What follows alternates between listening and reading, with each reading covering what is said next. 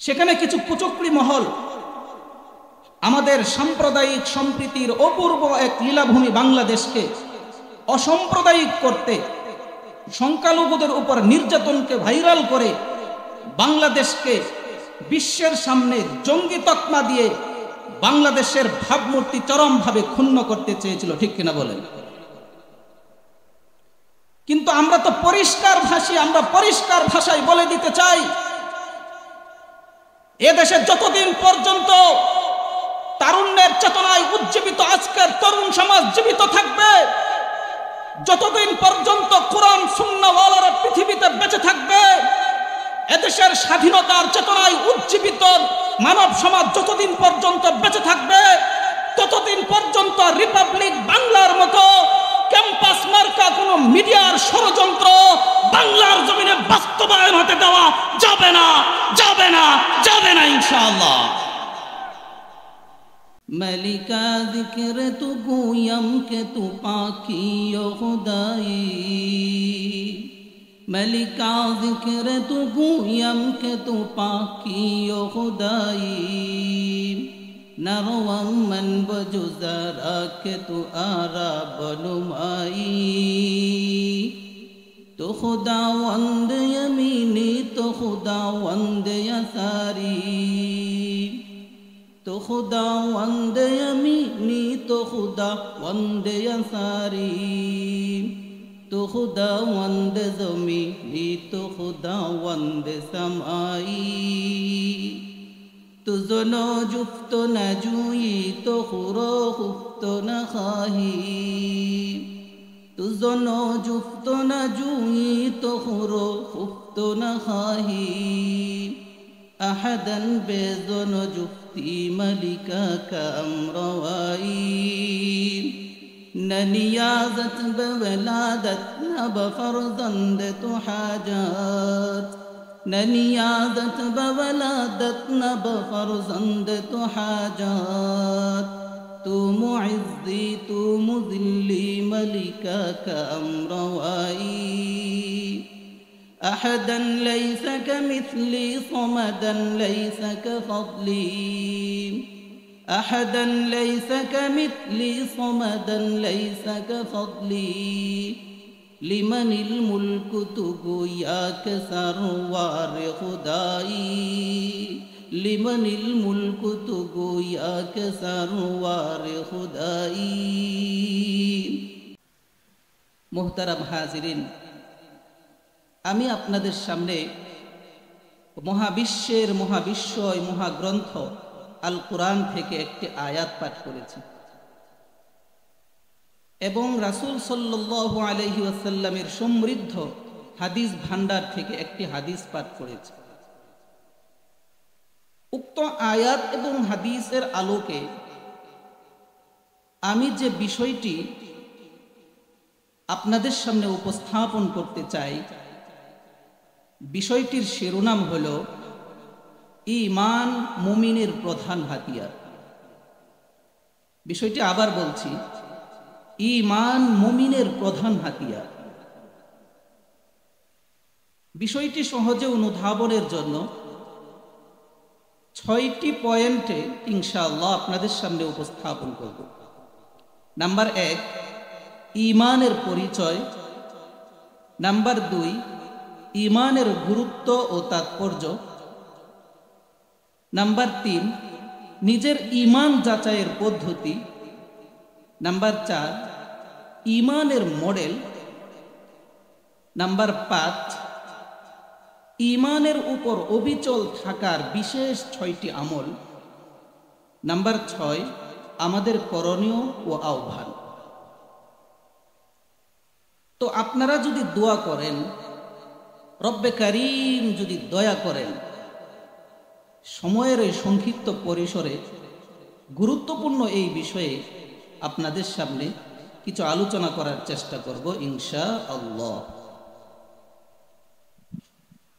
মুহতারাম হাজিরিন, ঈমানের পরিচয় কি?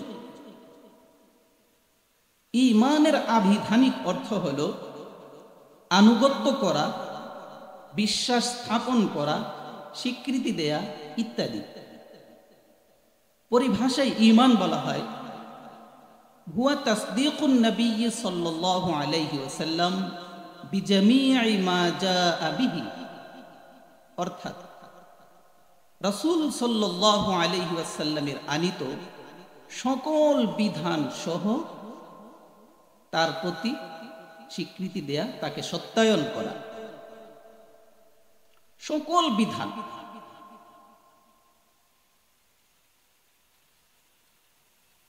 মুহতারাম হাজিরিন,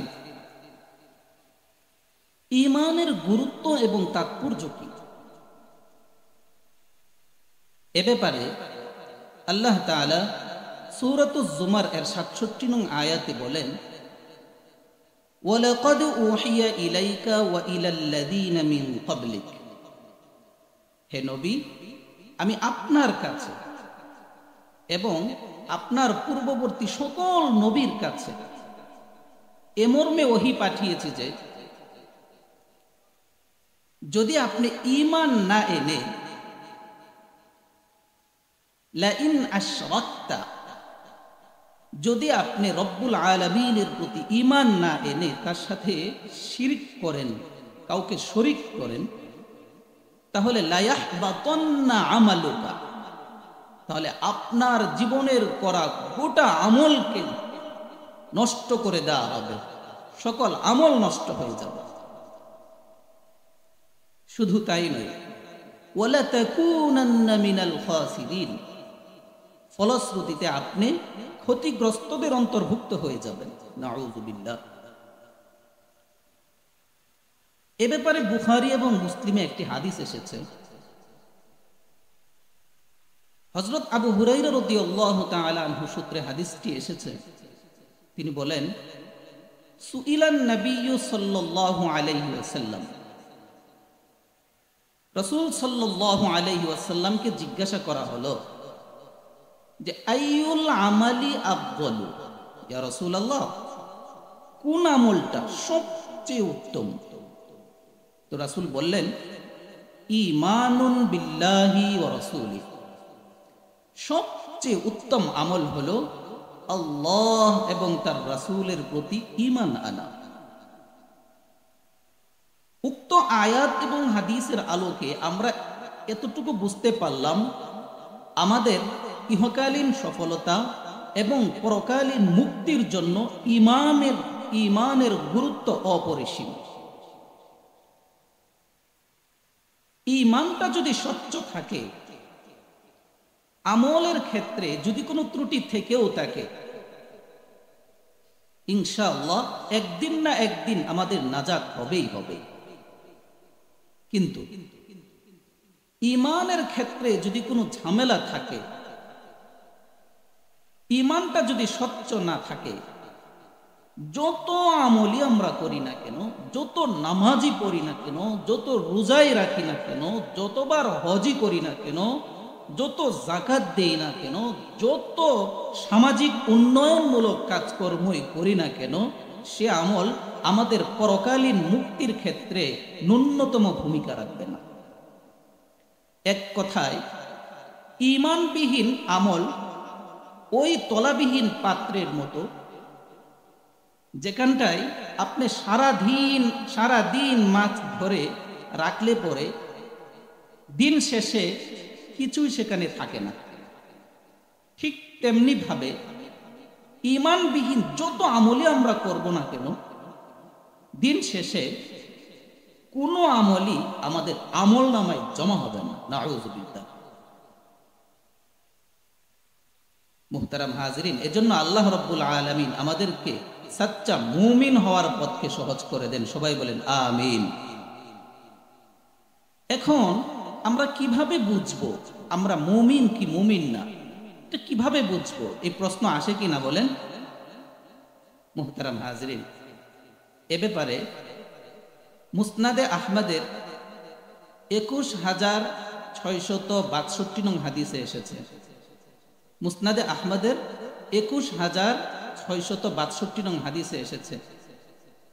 عن أبي أمامة رضي الله تعالى عنه وعنهم أجمعين أنه قال রাসূলের সাহাবী হযরত আবু উমামা রাদিয়াল্লাহু তাআলা আনহু থেকে বর্ণিত, তিনি বলেন, ইন্না রাজুলান সাআলা রাসূলুল্লাহি সাল্লাল্লাহু আলাইহি ওয়াসাল্লাম মাল ঈমান। এক ব্যক্তি রাসূল আরবী সাল্লাল্লাহু আলাইহি ওয়াসাল্লামকে জিজ্ঞাসা করল, ইয়া রাসূলুল্লাহ, ইয়া হাবিবাল্লাহ, ঈমান কি জিনিস? উত্তরে রাসূল বললেন, ইদা সাররাতকা হাসানাতুকা, যখন কোনো ভালো কাজ, যখন কোনো সওয়াবের কাজ তোমাকে আনন্দ দিবে, তোমাকে প্রফুল্ল করবে, ওয়াসাআতকা সাইয়্যাতুকা, আর কোনো গুনাহের কাজ, কোনো মন্দ কাজ তোমাকে কষ্ট দিবে, ফাআনতা মুমিন, তবে বুঝবে তুমি একজন মুমিন। قال يا رسول الله فما الإثم, ওই সাহাবী আবার জিজ্ঞাসা করলেন, ইয়া রাসূলুল্লাহ, ইয়া হাবিবাল্লাহ, তাহলে গুনাহ কি জিনিস? উত্তরে রাসূল বললেন, ইযা হাকা ফি নাফসিকা শাইউন ফাদাহু, যখন কোনো কাজের ব্যাপারে সন্দেহ সংশয় সৃষ্টি হবে, কাজটি ভালো কি ভালো না, করব কি করব না, এই দুদুল্যমান অবস্থায় যখন থাকবে, সেটাই গুনাহের কাজ। ফাদাহু, সুতরাং সেই কাজটা তুমি ছেড়ে দাও। মুহতারাম হাজরিন, ভালো কাজ করতে পারলে, নামাজটা পড়তে পারলে, রোজাটা রাখতে পারলে, যাকাতটা দিতে পারলে, হজ ফরজ হলে আদায় করতে পারলে, এতিম অসহায় হতদরিদ্রদের পাশে দাঁড়াতে পারলে, এই যে প্রচণ্ড শীত, এই শীতার্ত মানুষের পাশে দাঁড়াতে পারলে, মসজিদ মাদ্রাসা এ সমস্ত দ্বীনি মাহফিলে 10টা টাকা দান করতে পারলে হৃদয়ে খুশি খুশি লাগে, মনে আনন্দ লাগে, মন প্রফুল্ল হয়ে যায়। বুঝতে হবে ভিতরে ঈমান আছে। পক্ষান্তরে গুনাহ হয়েই গেল, মনে কষ্ট লাগে, আহারে আহারে গুনাহটা আমার থেকে হয়ে গেল, এই গুনাহটা তো আমার থেকে হওয়ার ছিল না, রব্বুল আলামিনের সামনে আমি কি করে মুখ দেখাই, এই গুনাহটা আমার থেকে হয়ে গেল, আফসোস লাগে। মুহতারাম হাজরিন, রব্বুল আলামিন তার হাবিবের মাধ্যমে যে ঈমান যাচাইয়ের একটা স্কেল আমাদের সামনে উপস্থাপন করেছেন, সেটাকে সামনে রেখে আমি আপনাদেরকে জিজ্ঞাসা করতে চাই, সওয়াবের কাজ করলে ভালো লাগে, গুনাহের কাজ হয়ে গেলে মনে কষ্ট লাগে, দিলের এই হালতটা আমাদের কার কার হয়? একটু হাত তুলে আল্লাহকে দেখাই ইনশাআল্লাহ। আমাদের কার কার হয় দিলের এই হালতটা? মাশাআল্লাহ। তাহলে আমরা সকলেই মুমিন, সবাই বলেন আলহামদুলিল্লাহ। মুহতারাম হাজরিন, একবার মদিনার পথে হযরত হানজালা রাদিয়াল্লাহু তাআলা আনহু দৌড়াচ্ছেন আর দৌড়াচ্ছেন, বলছেন নাফাকা হানজালা, নাফাকা হানজালা, হানজালা তো মুনাফিক হয়ে গেছে, হানজালা তো মুনাফিক হয়ে গেছে। পথিমধ্যে হযরত আবু বকর সিদ্দিক রাদিয়াল্লাহু তাআলা আনহুর সাথে দেখা। তিনি বললেন, হানজালা কি বলো এসব? না, হানজালা তো মুনাফিক হয়ে গেছে। বলেন কিভাবে? বলেন, আমি যখন রাসূলের দরবারে থাকি, আমি যখন রাসূল সাল্লাল্লাহু আলাইহি ওয়াসাল্লামের আলোকিত সান্নিধ্যে থাকি, তখন আমার ঈমানের হালত থাকে একরকম, তখন আমার দিলের হালত থাকে একরকম, ঈমানের স্পিড থাকে একরকম। কিন্তু যেই না আমি রাসূলের দরবার থেকে সরে এসে আমি আমার বিবি বাল বাচ্চার সাথে মিশে যাই, আমি আমার ব্যবসা প্রতিষ্ঠানের সাথে জড়ায়া যাই, আমি আমার ক্ষেত খামারের সাথে জড়ায়া যাই, দুনিয়াবি বিভিন্ন কর্মব্যস্ততার সাথে জড়ায়া যায়, তো আমার ওই ঈমানের স্পিডটা আর থাকে না, ঈমানের ওই নূরটা আর থাকে না, ঈমানের সেই পাওয়ারটা আর থাকে না, তো আমি তো মুনাফিক হয়ে গেছি। আবু বকর রাদিয়াল্লাহু তাআলা আনহু বলতেছেন, ভাই আমারও তো দিলের এই হালত হয়, দিলের এই অবস্থা তো আমারও হয়, তাহলে আমি আবু বকর নিজেও তো মুনাফিক হয়ে গেছি, কি করা, চলো দুজন মিলে যাই রাসূল সাল্লাল্লাহু আলাইহি ওয়াসাল্লামের দরবারে। ছুটে আসলেন রাসূল সাল্লাল্লাহু আলাইহি ওয়াসাল্লামের দরবারে, অবস্থা ব্যক্ত করলেন।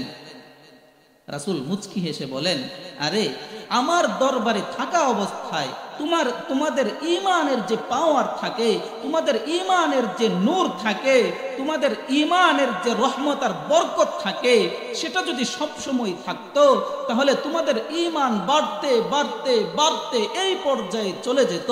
সুনানে কুবরা আলিল বাইহাকির 16,845 নং হাদিসে এসছে, 16,845 নং হাদিসে এসছে, রাসূল বলছেন, লাসাফাহাতকুমুল মালাইকাতু আলা ফুরুশিকুম ওয়া ফি তুরুকিকুম। তাহলে আকাশের উপরে নূরের তৈরি ফেরেশতারা জমিনে নাইমা আইসা তোমাদের সিথানের পাশে দাঁড়ায়া, তোমাদের পথে ঘাটে দাঁড়ায়া তোমাদের সাথে মুসাফাহা শুরু করত। এজন্যই বিশ্ববিখ্যাত হাদিস গ্রন্থ বুখারী শরীফ সবাই নাম শুনেছি, সেখানে একটি অধ্যায় এসেছে এ ব্যাপারে, আল ঈমানু ইয়াজিদু ওয়া ইয়ানকুসু, ঈমান বাড়ে এবং কমে। আল্লাহ তাআলা আমাদেরকে সাচ্চা মুমিন বনার পথকে সহজ করে দেন, সবাই বলেন আমিন।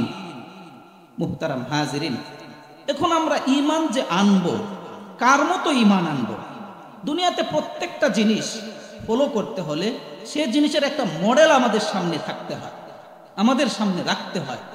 তো আমরা যে মুমিন হব, আমরা যে ঈমানদার হব, তো কার মতো ঈমান আনবো আমরা? এ ব্যাপারে আল্লাহ সুবহানাহু ওয়া তাআলা সূরাতুল বাকারার 13 নং আয়াতে পরিষ্কার বলছেন, আমিনু কামা আমানান নাস, আমিনু কামা আমানান নাস, তোমরা ঈমান আনো আমার নবীর সাহাবাদের মতো ঈমান। উক্ত আয়াতে কারিমার মধ্যে কেন রব্বুল আলামিন সাহাবায়ে কেরামকে আনেওয়ালা উম্মতের জন্য ঈমান আনার মডেল হিসাবে উপস্থাপন করলেন? কেন তাদের ঈমানকে আনেওয়ালা উম্মতের জন্য আদর্শ হিসাবে উপস্থাপন করলেন? কারণটা পরিষ্কার, কারণ তারা ঈমান আনার পরে সে ঈমান তাদের দিলে ফিট হয়ে যেত, ফিট। তারা ঈমান আনার পরে মসজিদ তাদের কাছে প্রিয় জায়গা হয়ে যেত। তারা ঈমান আনার পরে রাসূল সাল্লাল্লাহু আলাইহি ওয়াসাল্লাম তাদের কাছে প্রিয় ব্যক্তি হয়ে যেতেন। তারা ঈমান আনার পরে কোরআন তাদের কাছে প্রিয় গ্রন্থ হয়ে যেত। তারা ঈমান আনার পরে ইসলাম তাদের কাছে প্রিয় ধর্ম হয়ে যেত। তারা ঈমান আনার পরে মদিনা তাদের কাছে প্রিয় নগরী হয়ে যেত। তারা ঈমান আনার পরে মক্কা তাদের কাছে প্রিয় শহর হয়ে যেত। তারা ঈমান আনার পরে রব্বুল আলামিন তাদের কাছে প্রিয় রব হয়ে যেতেন। এজন্যই আল্লাহ রব্বুল আলামিন পরিষ্কার বলে দিয়েছেন, আমিনু কামা আমানান নাস, তোমরা ঈমান আনো আমার নবীর সাহাবাদের মতো ঈমান। শুধু তাই নয়, হাদিসে রাসূল আরবি সাল্লাল্লাহু আলাইহি ওয়াসাল্লাম পরিষ্কার বলেছেন যে আসহাবী কান নুজুম, আমার প্রত্যেকটা সাহাবী আকাশের নক্ষত্র তুল্য। ফাবি আইয়িহিম ইক্তাদাইতুম ইহতাদাইতুম, এদের মাঝে যে কাউকে তোমরা অনুসরণ করবা তো হেদায়েত পেয়ে যাবে, বলেন সুবহানাল্লাহ। উক্ত আয়াত এবং হাদিসের আলোকে আমরা এই সিদ্ধান্তে পৌঁছতে পারলাম, এই সিদ্ধান্তে উপনীত হতে পারলাম যে ঈমান আনার ক্ষেত্রে মডেল হবে, আদর্শ হবে একমাত্র রাসূল সাল্লাল্লাহু আলাইহি ওয়াসাল্লাম এবং তার হাতে গড়া সাহাবা রাদিয়াল্লাহু আলাইহিম আজমাইন। এছাড়া পৃথিবীর কোনো সেলিব্রিটি, পৃথিবীর কোনো নেতা ঈমান আনার ক্ষেত্রে মডেল আর আদর্শ হতে পারে না। মুহতারাম হাজিরিন, এখন আমরা দেখতে চেষ্টা করব সাহাবায়ে কেরামের বাস্তবিক জীবনে ঈমানের নমুনা কি ছিল। বিশ্ববিখ্যাত ইতিহাস গ্রন্থ আল বিদায়া ওয়ান নিহায়া 7 নং খণ্ডের 100তম পৃষ্ঠায়, আল বিদায়া ওয়ান নিহায়ার 7 নং খণ্ডের 100তম পৃষ্ঠা, এবং আরেক বিশ্ববিখ্যাত ইতিহাস গ্রন্থ তারিখে দিমাশক এর 44 নং খণ্ডের 337 নং পৃষ্ঠায় ঘটনাটি এসেছে। 20 হিজরির ঘটনা। মুসলিম জাহানের খলিফা তখন হযরত ওমর ইবনুল খাত্তাব রাদিয়াল্লাহু তাআলা আনহু। তার সময়কালীন মিশরের গভর্নর ছিলেন হযরত আমর ইবনুল আস রাদিয়াল্লাহু তাআলা আনহু। হযরত আমর ইবনুল আস রাদিয়াল্লাহু তাআলা আনহু, আপনারা জানেন মিশরে নীল নদ নামে একটি নদী রয়েছে, জানেন না আপনারা?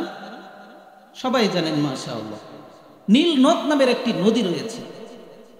তো মিশর কৃষি প্রধান দেশ ছিল, নীল নদের পানির উপর তাদের কৃষি নির্ভর ছিল।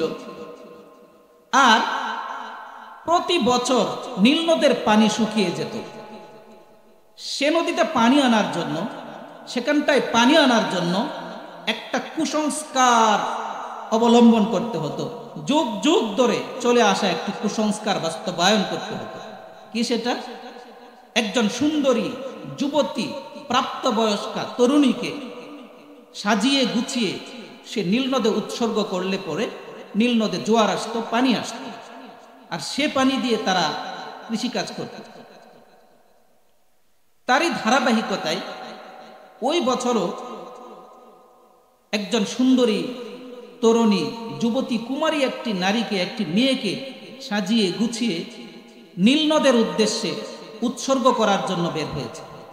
কিন্তু আমর ইবনুল আস রাদিয়াল্লাহু তাআলা আনহু সামনে দাঁড়ালেন যে না, অন্যায় হত্যা চলতে দেওয়া যাবে না, একজন সংখ্যালঘুর জান এভাবে বিপন্ন করা যাবে না। কারণ আমার কোরআন পরিষ্কার বলেছে, সূরাতুল মাইদার ৩২ নং আয়াতে আসছে, আল্লাহ তাআলা বলছেন, মান কাতালা নাফসান বিগাইরি নাফসিন আও ফাসাদিন ফিল আরদি ফাকান্নামা কাতালান নাস জামিআ। যে ব্যক্তি অন্যায়ভাবে কাউকে হত্যা করলো, সেজন্য কেবল ওই একজন ব্যক্তিকে হত্যা করলো না, বরং সেজন্য গোটা বিশ্ব মানবতাকে হত্যা করে ফেলল। পক্ষান্তরে ওমান আহইয়াহা ফাকান্নামা আহইয়ান নাস জামিআ। আর যে ব্যক্তি অন্যায়ভাবে হত্যা হওয়া থেকে একজন ব্যক্তিকে বাঁচিয়ে দিল, সেজন্য কেবল ওই একজন ব্যক্তিকেই বাঁচায় নাই, বরং গোটা বিশ্ব মানবতাকে বাঁচিয়ে দিল। কাজেই তোমাদের নদীতে পানি আসবে কি আসবে না সেটা দেখবার জিম্মাদারি আমার নয়, সেটা দেখবার জন্য আমাদের আমিরুল মুমিনিন রয়ে গেছেন, যিনি মদিনায় অবস্থান করতেছেন। আজকের ঘটনা প্রবাহ সম্পর্কে আমরা তাকে আগে জানাবো, দেখি সেই ইসলামের খেলাফতের রাজধানী সেই মদিনা থেকে কি ফয়সালা আসে।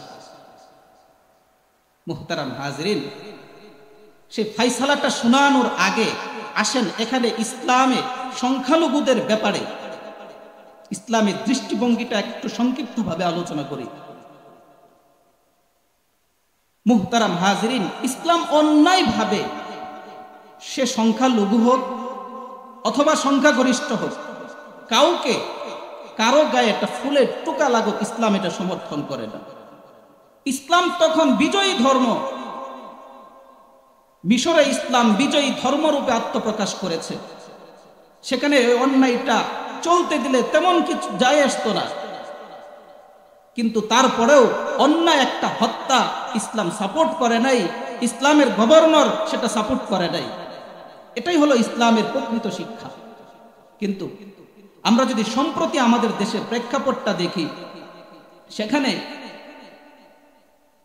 সেখানে কিছু কুচক্রী মহল আমাদের সাম্প্রদায়িক সম্প্রীতির অপূর্ব এক লীলাভূমি বাংলাদেশকে অসাম্প্রদায়িক করতে, সংখ্যালঘুদের উপর নির্যাতনকে ভাইরাল করে বাংলাদেশকে বিশ্বের সামনে জঙ্গি তকমা দিয়ে বাংলাদেশের ভাবমূর্তি চরমভাবে ক্ষুণ্ণ করতে চেয়েছিল, ঠিক কিনা বলেন?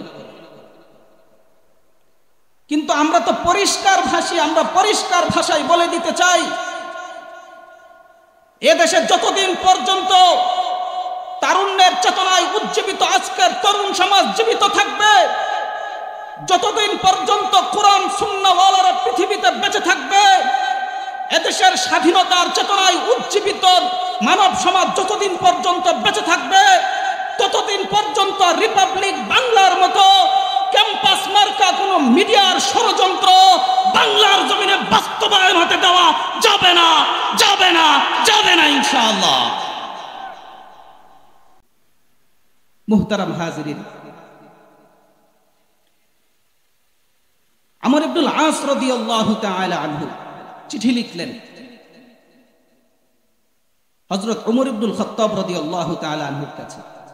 চিঠি যেই না তার কাছে পৌঁছলো, তিনি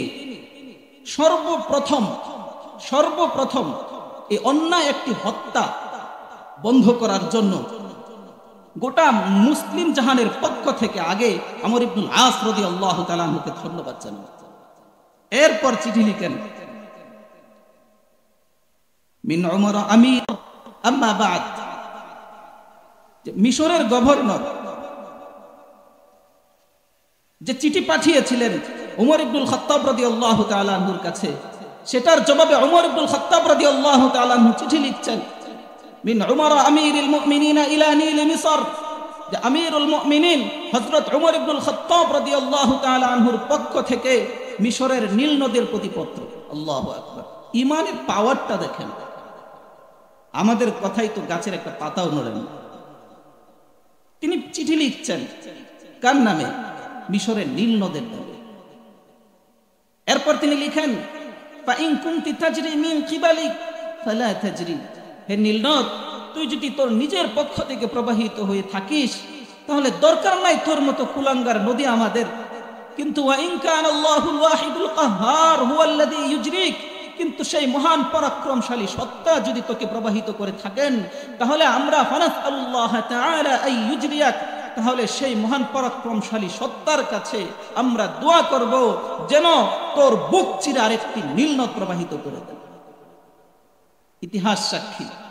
ইতিহাস সাক্ষী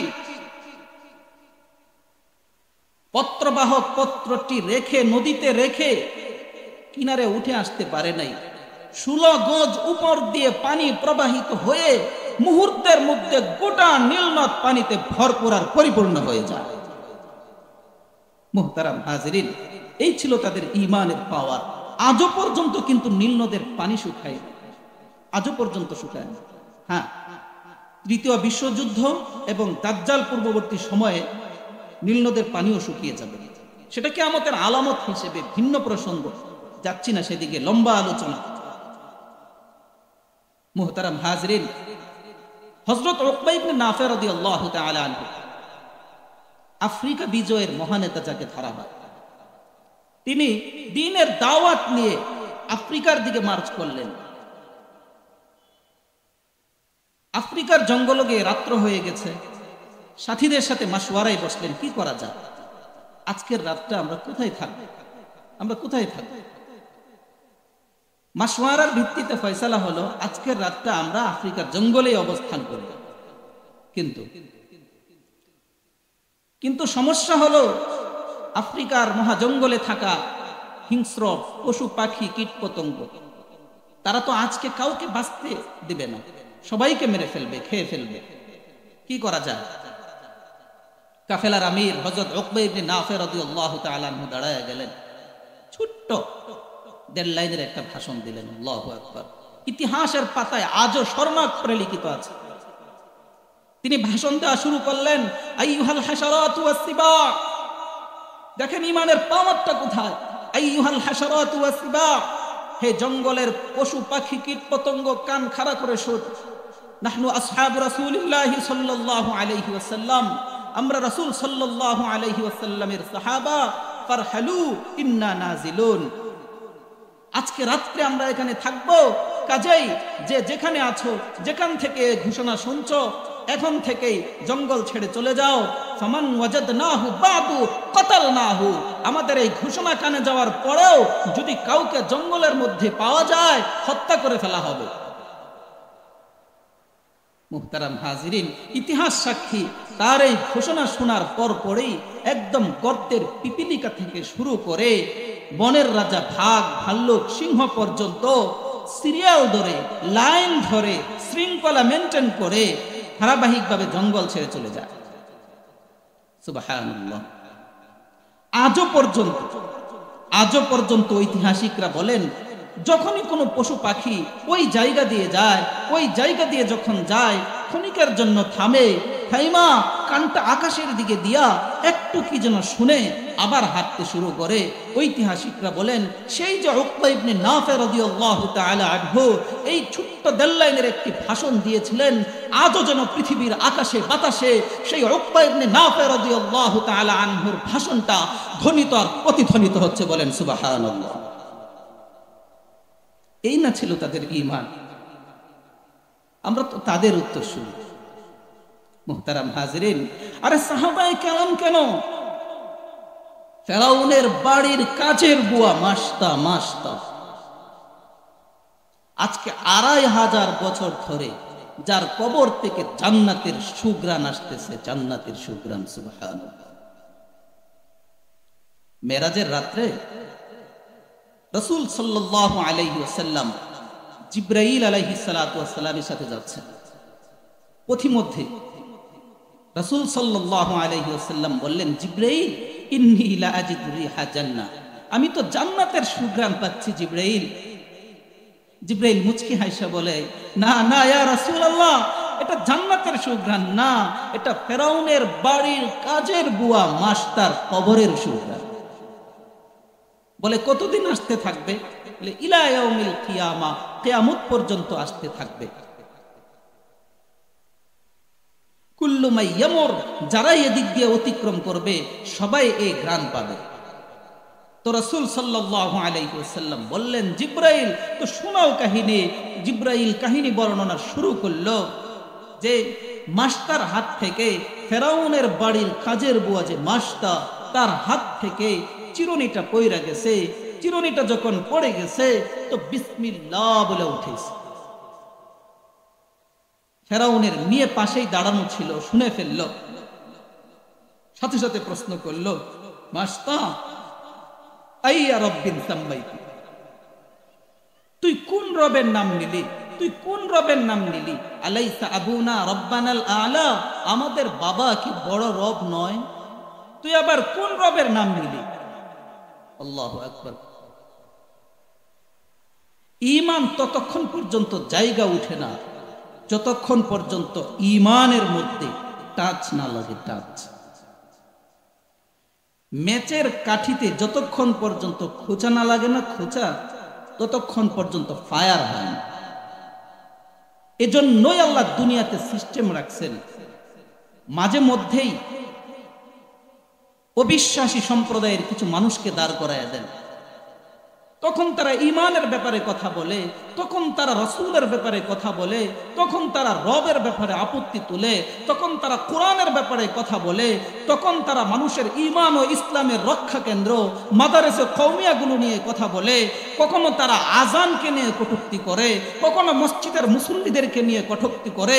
তখন মানুষ আর দল দেখে না, তখন মানুষ আর মত দেখে না, তখন আর মানুষ নেতা দেখে না। একমাত্র রাসূলের আদর্শে আদর্শবান হয়ে, কোরআনী চেতনায় উজ্জীবিত হয়ে, হাতে হাত রেখে কাঁধে কাঁধ রেখে বুক টান করে রাজপথে দাঁড়িয়ে যায়। কথা বলেন ঠিক কিনা? তো মাস্টার ঈমানের মধ্যে ফায়ার শুরু হয়ে গেল। তিনি বলছেন, চিনো না আমার রবকে? তাহলে শোনো, আল্লাযী রব্বি, যিনি আমার রব, রব্বুক, তোর রব, রব্বু আবিকে, তোর বাপের রব। দৌড়ায় গেল বাবার কাছে, আবি আলাস্তা রব্বানাল আলা, বাবা তুই কি আমাদের বড় রব না? বলে বালা আনা রব্বুকুমুল আলা, হ্যাঁ অবশ্যই আমি তো তোদের বড় রব, আমি তো তোদের বড় রব। বলে আখবারাতনি মাস্তা, বাবা মাস্তা তো আমাদেরকে সংবাদ দিছে, মাস্তা তো আমাদেরকে সংবাদ দিছে যে আন্না লানা রব্বান, আমাদের নাকি একজন রব আছে, আমাদের নাকি একজন রব আছে। আল্লাযী রব্বি, যে নাকি আমার রব, রব্বুক, বাবা তোর রব, রব্বু মাস্তা, মাস্তার রব, রব্বুল আলামিন, জগৎ সমূহের প্রতিপালকের রব। ফেরাউন তো তেলে বেগুনে জ্বলা উঠছে, আরে ডাকাতি তো ডাকাতি, সেটা আবার আমার বাড়িতে। ধৈরা নিয়ে আসো তাকে। ধৈরা নিয়ে আসলো। বলে আমার মেয়েকে কোন রবের সংবাদ দিলি মাস্তা? তুই আমার মেয়েকে কোন রবের সংবাদ দিলি? বলে চিনো না? চিনাও না, চিনার ভান্ডারও চিনো না সেই রবকে? তাহলে শুনো, আল্লাযী রব্বি, যে আমার রব, রব্বুক, ফেরাউন তোর রব, রব্বু বিনতিক, তোর মেয়ের রব, রব্বুল আলামিন, জগৎ সমূহের প্রতিপালকের রব, আল্লাযী রাব্বি লা ইলাহা ইল্লাহু, যিনি ছাড়া কোনো ইলাহ নাই। হুয়ার রহমানুর রহিম, তিনি রহমান, তিনি রহিম। আল মালিকুল কুদ্দুসুস সালামুল মুমিনুল মুহাইমিনুল আজিজুল জব্বারুল মুতাকাব্বির, আল খালিকুল বারিউল মুসাউবিরুল গফফারুল কাহ্হারুল ওয়াহ্হাবুর রাজ্জাকুল ফাত্তাহুল আলিম, আল কাবিদুল বাসিতুল খাফিদুর রাফিউল মুইজ্জুল মুযিল্লুস সামিউল বাসির, আল হাকামুল আদলুল লতীফুল খবীর, আল হালিমুল আজিমুল গফুরুশ শাকুরুল আলিয়্যুল কবীর, আল হাফিজুল মুকীতুল হাসিবুল জলিলুল করিম, الرقيب المجيب الواسع الحكيم، الودود المجيد الباعث الشهيد، الحق الوكيل القوي المتين، الولي المحصي المبدئ المعيد، المحيي المميت الحي القيوم، الواجد الماجد الواحد الصمد القادر المقتدر، المقدم المؤخر الأول الآخر الظاهر الباطن، الوالي المتعالي البر التواب المنتقم العفو الرؤوف، مالك الملك ذو الجلال والإكرام، المقسط الجامع الغني المغني المانع الضار النافع،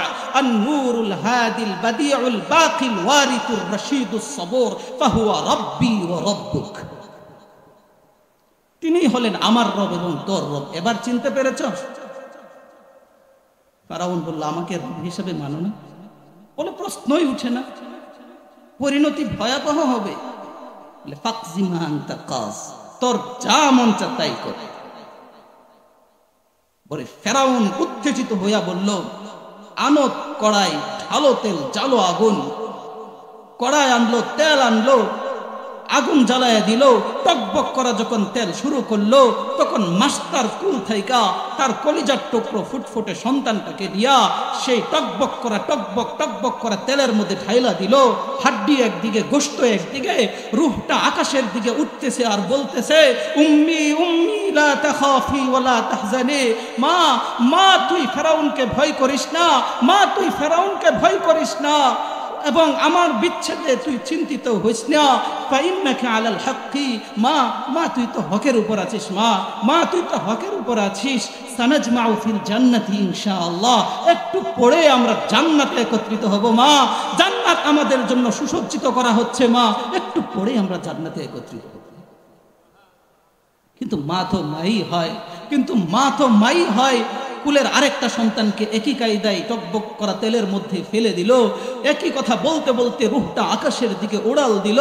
কিন্তু মা তো মাই হয়, চোখের জলে বুক ভাসায়। আরে সেই মা কিভাবে সহ্য করবে চোখের সামনে নিজের সন্তানটাকে এভাবে তেলের মাঝে বাঁচতে দেখে, এভাবে শহীদ হতে দেখে? কোন মা সহ্য করতে পারবে? যে মা 10 মাস 10টা দিন কত কষ্ট করেছে সে সন্তানটাকে গর্ভে ধারণ করে। আমাদের প্রিয় স্বামীরা পাশের বেডে শুয়ে, পাশের বালিশে শুয়ে নাক ডেকে ঘুমায়। আর আমার গর্ভধারিণী মা তার ঘুম আসে না, একটু ঘুমার ইচ্ছা করেছে, একটু ঘুমানোর ইচ্ছা করেছে, পেটে সন্তান লাথি দিয়েছে, ব্যথা শুরু হয়েছে, একটু উঠে বসে, আবার একটু হাঁটে, একটু পানি খায়, একটু বারান্দায় গিয়ে দাঁড়ায়, একটু পেটের সাথে চাপ দিয়ে এভাবে বসে, না শান্তি নাই, আবার ঘুমানোর চেষ্টা করে, ঘুম আসে না, স্বামীর খবর নাই। এভাবে ছটপট করতে করতে 10 মাস 10টা দিন পার করার পরে যখন তার সন্তানের চাঁদ মুখটা দেখার ইচ্ছা হয়, তখন প্রসব ব্যথার যে যন্ত্রণা, প্রসব ব্যথার যে তীব্রতা, ডিজিটাল সায়েন্স তো এটি প্রমাণ করে, সে প্রসব ব্যথার যে তীব্রতা, সে পরিমাণ ব্যথা যদি সুস্থ সবল স্বাভাবিক কোন মানুষের হাড্ডির মধ্যে রাখা হয়, সে হাড্ডিটা ভেঙে চুরে চুরমার হয়ে যাবে। সেই মা কিভাবে সহ্য করবেন? আকাশের দিকে তাকিয়েছেন, আর চোখ থেকে টপ টপ করে পানি পড়ে বুক ভেসে যাচ্ছে। ফেরাউন মনে করছে এইবার মনে হয় নরম হয়েছে, মাস্তা মাইনা নিলেই তো পারতা, আমাকে রব হিসেবে মাইনা নিলেই তো পারতা। বলে প্রশ্নই আসে না। তাহলে আকাশের দিকে তাকিয়ে এগুলো কি বলছো? বলে আকাশের দিকে তাকায়া আমি আমার রবকে বলছি, রব তুমি নারাজ হয়েও না, মাওলা তুমি নারাজ হয়েও না। এমন ফেরাউন কুটি নারাজ হয়ে যায়, আমার কিচ্ছু আসে যায় না। আল্লাহু আকবার। এরা ছিলেন আমাদের উত্তরসূরি, এরা ছিলেন আমাদের পূর্বসূরি। মুহতারাম হাজিরিন, আমরা এখন এমন এক সংকীর্ণময় সময়ে উপস্থিত হয়েছি এমন এক পাপ পঙ্কিলতাময় সময়ে এসে আমরা উপস্থিত হয়েছি যখন ঈমান নিয়ে বাঁচা একটা বড় চ্যালেঞ্জ হয়ে দাঁড়িয়েছে। রাসূল সাল্লাল্লাহু আলাইহি ওয়াসাল্লাম বলেছেন, এমন একটা সময় আসবে, এমন একটা সময় আসবে যখন হাতের মধ্যে জ্বলন্ত আংরা নিয়ে বাঁচাটা যতটা কঠিন হবে তার চেয়ে বেশি কঠিন হবে মানুষের ঈমান নিয়ে বাঁচা। এ ব্যাপারে মুসলিম শরীফের 213 নং হাদিসে আসছে, মুসলিম শরীফের 213 নং হাদিসে আসছে, রাসূল বলছেন, عن أبي هريرة رضي الله تعالى عنه وعنهم أجمعين أنه قال রাসূলের সাহাবী হযরত আবু হুরায়রা রাদিয়াল্লাহু তাআলা আনহু থেকে বর্ণিত, তিনি বলেন, قال رسول الله صلى الله عليه وسلم রাসূল সাল্লাল্লাহু আলাইহি ওয়াসাল্লাম ইরশাদ করেন, বাদিরু বিল আমালি ফিতানান কাকিতাইল লাইলিল মুজলিমিন, তোমরা অন্ধকারাচ্ছন্ন রাত্রের মতো ঘনীভূত ফিতনা আসার আগে নেক আমলের ক্ষেত্রে প্রতিযোগিতা করো। কারণ ইউসবিহুর রাজুলু মুমিনান ওয়া ইউমসি কাফিরা, কারণ একটা সময় এমন চলে আসবে যখন মানুষ সকাল করবে মুমিন অবস্থায় তো সন্ধ্যায় কাফের হয়ে যাবে। আও ইউমসি মুমিনান ওয়া ইউসবিহু কাফিরা, অথবা সন্ধ্যায় মুমিন থাকবে তো সকালে কাফের হয়ে যাবে। ইয়াবিউ দীনাহু বিআরাজিম মিনাদ দুনিয়া, মানুষ দুনিয়াবি সামান্য প্রাপ্তির জন্য তার মহামূল্যবান দিন বিক্রি করে দিবে। বলেন নাউযুবিল্লাহ। ওই একটা সময় কিন্তু এখন চলে আসছে। কি বলেন আপনারা, এই সময়টা কি চলে আসে নাই? ঈমানকে এখন টাকা দিয়ে ক্রয় বিক্রয় হয় না, কি বলেন আপনারা? সেই সময়টার মধ্যে আমরা চলে আসছি। কাজেই ওই প্রেক্ষাপটে দাঁড়িয়ে আমাদের দরকার এমন একটা প্রেসক্রিপশন, এমন একটা সংবিধান দরকার, এমন কিছু কার্য বিবরণী দরকার যেগুলো ফলো করলে পরে আমরা আমাদের ইহজগতেও সফল হব এবং পরকালীন জীবনেও মুক্তি পাবো। জানার দরকার আছে না নাই? এটা আমরা 5 নং পয়েন্টে আলোচনা করার নিয়ত করেছিলাম, ঈমানের উপর অবিচল থাকার বিশেষ 6টি আমল। শুনবেন তো সবাই ইনশাআল্লাহ? মাশাআল্লাহ। ঈমানের উপর অবিচল থাকার 1 নম্বর আমল হলো আল ইতিসামু বিল কিতাবি ওয়াস সুন্নাহ, কোরআন এবং সুন্নাহকে আঁকড়ে ধরা। 1 নম্বর আমল।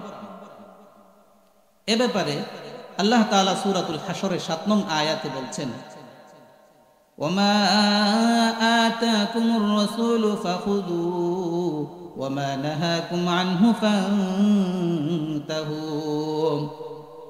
আমার নবী তোমাদের কাছে যে সকল বিধান নিয়ে এসেছেন সেগুলোকে আঁকড়ে ধরো, আর যে সকল বিধান থেকে তোমাদেরকে বিরত থাকতে বলেছেন সেগুলো থেকে বিরত থাকো। যেগুলো করতে বলছেন সেগুলো করা, আর যেগুলো থেকে বিরত থাকতে বলেছেন সেগুলো থেকে বিরত থাকা।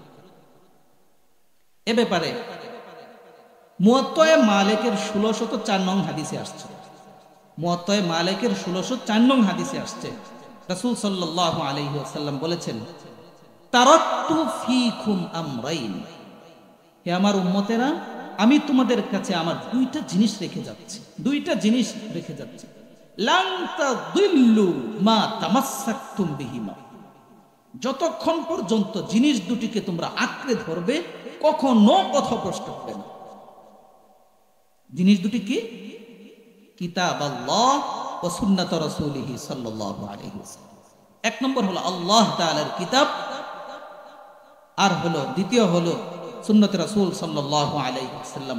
এই 2টাকে যারা আঁকড়ে ধরবে তারা কখনো ঈমানের পথ থেকে বিচ্যুত হবে না, কখনো তারা পথভ্রষ্ট হবে না। বলেন সুবহানাল্লাহ। মুহতারাম হাজিরিন, এখন আমরা দেখতে চেষ্টা করব চরম বিপর্যয়ের মুখেও কিভাবে সাহাবায়ে কেরাম কুরআনের উপর অবিচল ছিলেন, কুরআনকে কিভাবে আঁকড়ে ধরেছেন। রাসূল সাল্লাল্লাহু আলাইহি ওয়াসাল্লামের ইন্তিকালের পর মদিনার মানুষ 3 ভাগে বিভক্ত হয়ে গেল। একদল মানুষ পূর্বের ধর্মে ফিরে যেতে চাইল, আরেক দল মানুষ যাকাত দেয়াকে অস্বীকার করল, আরেক দল মানুষ এই দুইয়ের মাঝে অমূলক ব্যাখ্যা শুরু করে দিল। অপরদিকে মদিনা তখন সেনাবাহিনী মুক্ত, সেনাবাহিনী শূন্য, কারণ ইসলামের দাওয়াত নিয়ে পৃথিবীর বিভিন্ন দেশে সেনাবাহিনীর বিভিন্ন কাফেলা চলে গিয়েছে। কাজে এই মুহূর্তে এটা সমীচীন নয়, ধর্মাদ্রোহী যারা আছেন, যারা মুরতাদ হয়ে গেছেন, পূর্বের ধর্মে আবার ফিরে গিয়েছেন, এদের সাথে জিহাদে অবতীর্ণ হওয়ার সমীচীন টাইম এটা নয়। উমর রাদিয়াল্লাহু তাআলা আনহু, তাই হযরত আবু বকর সিদ্দিক রাদিয়াল্লাহু তাআলা আনহু, মুসলিম জাহানের প্রথম খলিফা যিনি, তাকে গিয়ে মাশওয়ারা দিলেন যে হযরত, এই মুহূর্তে এদের সাথে একটু নমনীয়তা প্রদর্শন করলে মনে হয় ভালো হয়, কারণ এদের সাথে জিহাদে অবতীর্ণ হওয়ার মতো পরিবেশ এখন নেই। কিন্তু আবু বকর সিদ্দিক রাদিয়াল্লাহু তাআলা আনহু ঈমানি গায়রাত চলে আসলো। আল্লাহু আকবার। তিনি বলছেন, আয়ানকুসুদ্দিন ওয়া আনা হাইয়ুন, আরে আল্লাহর দ্বীন মিটে যাবে, আল্লাহর কোরআনের বিধান মিটে যাবে, আর আমি আবু বকর জীবিত থাকব? এটা সম্ভব? এটা হতেই পারে। আল্লাহু আকবার। তার এই পাহাড় সম দৃঢ়তার সামনে, তার এই পাহাড় সম অবিচলতার সামনে আল্লাহ রাব্বুল আলামিন উম্মতকে মুরতাদদের ফিতনা থেকে হেফাজত করেছেন। বলেন সুবহানাল্লাহ। মুহতারাম হাজিরিন, পারস্য বিজয়ের মহানেতা হযরত হুযায়ফা রাদিয়াল্লাহু তাআলা, দেখেন চরম বিপর্যয়ের মুখেও কিভাবে তারা সুন্নাহকে আঁকড়ে ধরেছে। একবার পারস্য বাদশার রাজকীয় নিমন্ত্রণে, রাজকীয় দাওয়াতে রাজপ্রাসাদে গেলেন সাথীদের নিয়ে, খেতে বসলেন। খাবারের কিছু অংশ জমিনে পড়ে গেল, তো তিনি সুন্নাহ অনুযায়ী উঠিয়ে পরিষ্কার করে খাওয়া শুরু করলেন। সাথীরা বলা বলি শুরু করলো যে হযরত, আমরা তো বড় একটি রাত দরবারে এসেছি, আপনি তো এই সুন্নতটা একটু পরেও আমল করতে পারবেন, এখান থেকে গিয়েই তো আপনি এই সুন্নতটা আমল করতে পারবেন, আজকের জন্য, শুধু আজকের জন্য এই সুন্নতটা একটু স্থগিত রাখা যায় না? আল্লাহু আকবার। তার ঈমানি গায়রাত চলে আসছে। হযরত হুযায়ফা রাদিয়াল্লাহু তাআলা আনহুর ঈমানি গায়রাত চলে আসছে। তিনি বলছেন, আতাতরুকু সুন্নাতা হাবিবি লিহাউলাইল হুমাকা, আরে আমি কি আমার প্রিয় হাবিবের সুন্নাহ ছেড়ে দেব এ সকল নির্বুদ্ধের কারণে? হতেই পারে না এটা। অথচ আমার হাবিব বলছেন, মুসলিম শরীফের 5178 নং হাদিসে এসেছে, 5178 নং হাদিসে এসেছে, ইদা সাকাতাত লুকমাতু আহাদিকুম, যখন তোমাদের কারো খাবারের কোনো কণা দানা লুকমা জমিনে পড়ে যায়, ফালইউমতি আনহাল আদা, সেজন্য সেটাকে ধুয়ে মুছে পরিষ্কার করে খেয়ে ফেলে। কেন? ফা ইন্নাকুম লা তাদরুন ফি আইয়ি তুআমিকুম আল বারাকা, কেননা তোমাদের তো এটা জানা নাই খাবারের কোন অংশে রহমত আর বরকত নিহিত রয়েছে, সেটা তো তোমরা জানো না। এ প্রসঙ্গে একটি কথা আপনাদেরকে বলে রাখি, আমরা অনেকেই রেস্টুরেন্টে খাই, বড় কোনো নিমন্ত্রণে যাই, দাওয়াতে যাই, যাওয়ার পরে আধুনিক সভ্যতা এটা হয়ে গেছে, খাওয়ার পরে খাবারের শেষান্তে একটু খাবার প্লেটের মধ্যে রেখে আসি, এবং এটাকে আমরা সভ্যতা হিসাবে মনে করি। একদম চেটে পুটে খেয়ে ফেললে এটা কেমন খারাপ দেখা যায় না? এই আধুনিক একটা সভ্যতা আমাদের মাঝে চলে আসছে কিনা বলেন ভাইরে? এটা পশ্চিমী সংস্কৃতি, পশ্চিমী সভ্যতা। শান্তি পশ্চিমা সভ্যতার মধ্যে না। শান্তি কার আদর্শে বলেন? মুহাম্মদী আদর্শের মধ্যে। আপনি জানেন একটা সুন্নাত জিন্দা করার কি ফজিলত, আপনি জানেন, বিস্মিত হয়ে যাবেন শুনলে।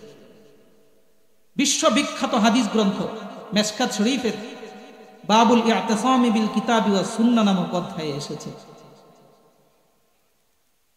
রাসূল বলছেন, মান তামাসসাকা বিসুন্নতি ইনদা ফাসাদি উম্মতি, যে ব্যক্তি আমার উম্মতের ফিতনা আর ফাসাদের সময় আমার আদনা থেকে আদনা একটা সুন্নতকে জিন্দা করবে, ফালাহু আজরু মিআতি শাহীদ, রব্বুল আলামিন তার আমলনামায় 100 গলা কাটা শহীদের সওয়াব দান করবে।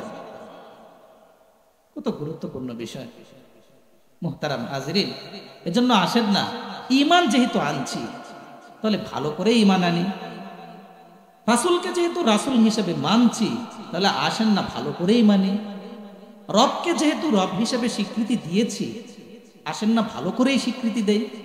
কিন্তু এমন যেন না হয় রাসূলও খুশি থাকুক, রব্বুল আলামিনও খুশি থাকুক, শয়তানও যেন নারাজ না হয়। এই পন্থায় বাবা ইসলামকে পাওয়া যায় না।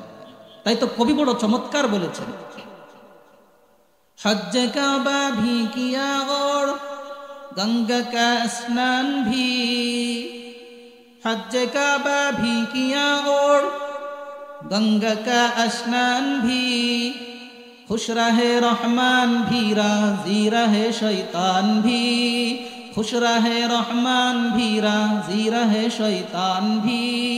আমি কাবার হজও করলাম, আবার গঙ্গায় গিয়ে স্নানও করলাম, রহমানও যাতে খুশি থাকে, শয়তানও যাতে নারাজ না হয়, এই পন্থাই বাবা ইসলামকে পাওয়া যায় না। আল্লাহ তাআলা আমাদেরকে সাচ্চা মুমিন বনার পথকে সহজ করে দেন। মুহতারাম হাজরিন, ঈমানের উপর অবিচল থাকার দুই নম্বর পয়েন্ট হলো আল মুদাওয়ামাতু আলাল আমালিস সালিহা, নেক আমল ধারাবাহিকভাবে করা, ওয়া ইন কাল্লা, যদিও তা পরিমাণে কম হয়। পয়েন্টগুলো মুখস্থ রাখেন সবাই ইনশাআল্লাহ। আমি আবার জিজ্ঞাসা করব কিন্তু ইনশাআল্লাহ। তৃতীয় পয়েন্ট হলো নেক আমল ধারাবাহিকভাবে করা, যদিও তা কম। এটার অর্থ কি? এ ব্যাপারে বুখারী শরীফের 5861 নং হাদিসে এসেছে। 5861 নং হাদিসে আসছে, রাসূল সাল্লাল্লাহু আলাইহি ওয়াসাল্লাম বলেন, ইন্না আহাব্বাল আমালি ইলাল্লাহি আদওয়ামুহা ওয়া ইন কাল্লা। আল্লাহ তাআলার কাছে সবচেয়ে প্রিয় আমল হলো সেটা যেটা ধারাবাহিকভাবে করা, যদিও তা পরিমাণে কম। এর অর্থ কি? এর অর্থ হলো আমরা পূর্বে যে আমলগুলো করেছি সেগুলো ছাড়বো না, আর নতুন নতুন করে অল্প অল্প করে আমল সেগুলোর সাথে যুক্ত করতে থাকবো। এমন যেন না হয় একদিন দুই দিনে পুরা কোরআন খতম করে ফেললাম, পুরা 100-200 রাকাত নফল নামাজ পড়ে ফেললাম, এরপর মাসকে মাস চলে যায়, কোরআনের একটা পৃষ্ঠাও আর পড়ার সুযোগ হয় না, মাসকে মাস চলে যায়, রব্বুল আলামিনের সামনে দাঁড়ানোর আর তৌফিক হয় না। এটা আল্লাহ তাআলার কাছে প্রিয় আমল না। 2 রাকাত পড়েন কিন্তু নিয়মিত পড়েন, সেটাই রব্বুল আলামিনের কাছে প্রিয় আমল। মুহতারাম হাজিরিন, এখন আমরা সময়ের এই সংক্ষিপ্ত পরিসরে বহু আমলের কথা এসেছে, সংক্ষিপ্ত ভাবে আমরা 2টো আমল রাসূল সাল্লাল্লাহু আলাইহি ওয়াসাল্লামের সুন্নাহ থেকে জানবো, যেগুলো 1-2 মিনিটের মধ্যে আমরা আমল করে ফেলতে পারি। এই আমলগুলো করার ফলে রব্বুল আলামিনের পক্ষ থেকে জান্নাত আর মুক্তির সার্টিফিকেট দেওয়া থাকবে, বলেন সুবহানাল্লাহ। মুহতারাম হাজিরিন, নাসাই এবং তবরানির রিওয়ায়াতে আসছে, عن أبي أمامة رضي الله تعالى عنه وعنهم أجمعين أنه قال, أبو أمامة رضي الله تعالى عنه থেকে বর্ণিত তিনি বলেন, قال رسول الله صلى الله عليه وسلم, রাসূল সাল্লাল্লাহু আলাইহি ওয়াসাল্লাম ইরশাদ করেন, মান ক্বারা আয়াতাল কুরসিয়্যি দুবুরা কুল্লি পাঠ করবে, লাম ইয়ামনাহু মিন দুখুলিল জান্নাতি ইল্লাল মাউত, সে একদিক দিয়ে মৃত্যুবরণ করবে আর মৃত্যুবরণের সাথে সাথে রবের দেওয়া জান্নাতে প্রবেশ করবে। মৃত্যু আর জান্নাত, তার মাঝে আর জান্নাতের মাঝে আর কোনো প্রতিবন্ধক নাই, শুধু মৃত্যু ছাড়া। কত তাৎপর্যপূর্ণ একটা কথা। 1 মিনিট লাগবে না, 1 মিনিট। আয়াতুল কুরসি যাদের মুখস্থ নাই, পায়ে হাত রেখে বলি, বাবা জান্নাতের সার্টিফিকেট আসছে, কেন কষ্ট করবেন না? দুনিয়াবি কাজের জন্য আমরা কত কষ্টই তো করি, কত মাথার ঘাম পায়ে ফেলি, রোদ্রে পড়ি, বৃষ্টিতে ভিজি, ঘুম হারাম করি, আরামের ঘুম হারাম করি, কত কষ্ট করি দুনিয়ার সামান্য প্রাপ্তির জন্য। আর এখানে আমাদের চিরস্থায়ী জীবন যেটা, সেখানের সফলতার সার্টিফিকেট এই একটা ছোট্ট হাদিসের মধ্যে দেয়া আছে। তাহলে আমরা কেন আমল করবেন তো ইনশাআল্লাহ। আরেকটা হাদিস মুয়াত্তা মালিকের 676 নম্বর হাদিসে আসছে, মুয়াত্তা মালিকের 676 নম্বর হাদিসে আসছে, عن أبي أمامة عن أبي هريرة رضي الله تعالى عنه وعنهم أجمعين أنه قال, আবু হুরায়রা রাদিয়াল্লাহু তাআলা আনহু থেকে বর্ণিত তিনি বলেন, قال رسول الله صلى الله عليه وسلم, রাসূলুল্লাহ সাল্লাল্লাহু আলাইহি ওয়াসাল্লাম ইরশাদ করেন, মান সাব্বাহা সালাসাও ওয়া সালাসিনা দুবুরা কুল্লি সালাতিন, যে ব্যক্তি প্রত্যেক ফরজ নামাজের পরে 33 বার সুবহানাল্লাহ পড়বে, ওয়া কাব্বারা সালাসাও ওয়া সালাসিন, আর 33 বার আল্লাহু আকবার বলবে, ওয়া হাম্মাদা সালাসাও ওয়া সালাসিন, আর 33 বার আলহামদুলিল্লাহ পড়বে, ওয়া খাতামাল মিআতা বিলা ইলাহা ইল্লাল্লাহু ওয়াহদাহু লা শারীকা লাহু লাহুল মুলকু ওয়া লাহুল হামদু ওয়া হুয়া আলা কুল্লি শাইইন কাদির, আর 100তম বারে গিয়ে পড়বে, লা ইলাহা ইল্লাল্লাহু ওয়াহদাহু লা শারীকা লাহু লাহুল মুলকু ওয়া লাহুল হামদু ওয়া হুয়া আলা কুল্লি শাইইন কাদির।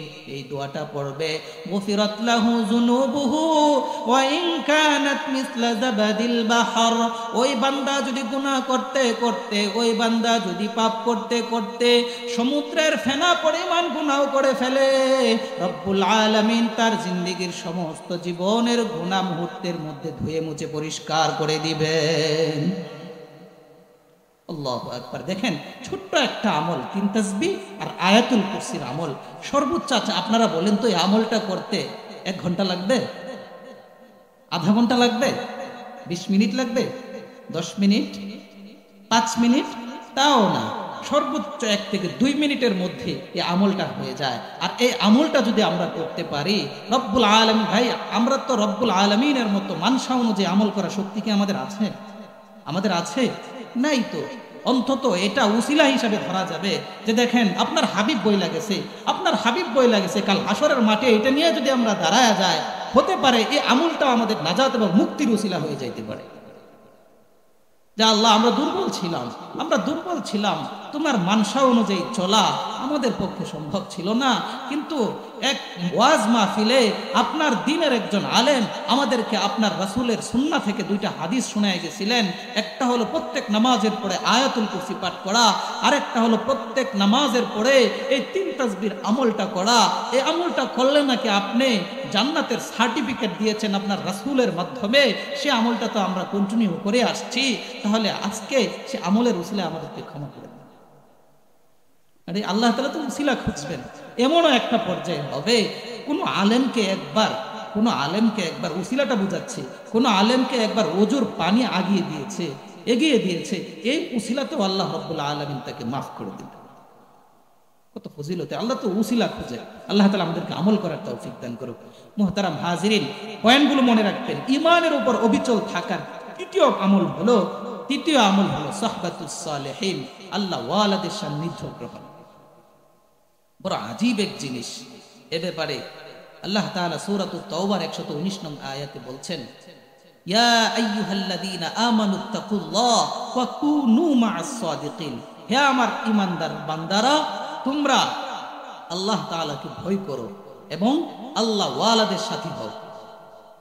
এখন কে আল্লাহ ওয়ালা, কে আল্লাহ ওয়ালা না, এটা কি কপালে লেখা থাকবে? এটা কিভাবে বুঝবো?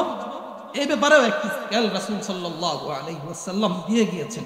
তিনি বলছেন, আল্লাযীনা ইযা রুউ যুকিরাল্লাহ, যাদেরকে দেখলে পড়ে, যাদের দিকে তাকাইলে পড়ে, যাদের সাথে চললে পড়ে, পরকালের কথা মনে হয়, কবরের কথা মনে হয়, হাসরের কথা মনে হয়, ফুলসিরাতের কথা মনে হয়, জান্নাতের কথা স্মরণ হয়, জাহান্নামের কথা স্মরণ হয়, সেই হলো প্রকৃত আল্লাহওয়ালা, তার পিছনেই চলে।